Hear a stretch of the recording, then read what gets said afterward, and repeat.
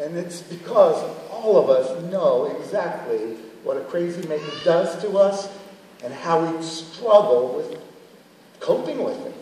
And that's what we're going to talk about today. How to cope with these kinds of crazy makers. We're going to do just like a broad overview.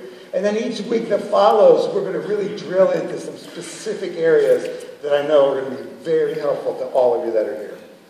So today, what I thought we would do, we would start off by just simply acknowledging 6 primary kind of crazy makers that we all know.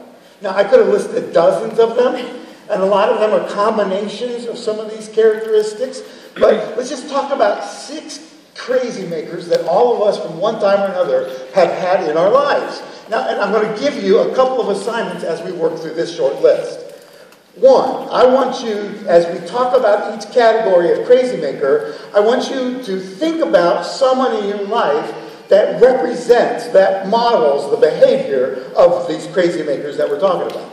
Okay? And then I want in your program for you to maybe write their initials beside it. Now, if that person happens to be sitting next to you, you might want to try a symbol or something else so they don't understand that it's them you're thinking about. But give something that will remind you of the person who is crazy maker to you in this category.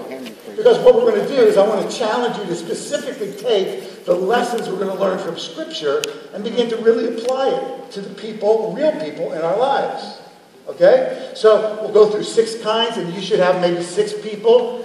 It's kind of scary if one person is all 6, but wow. You've got an issue there. It's a challenge beyond anything I know what to do.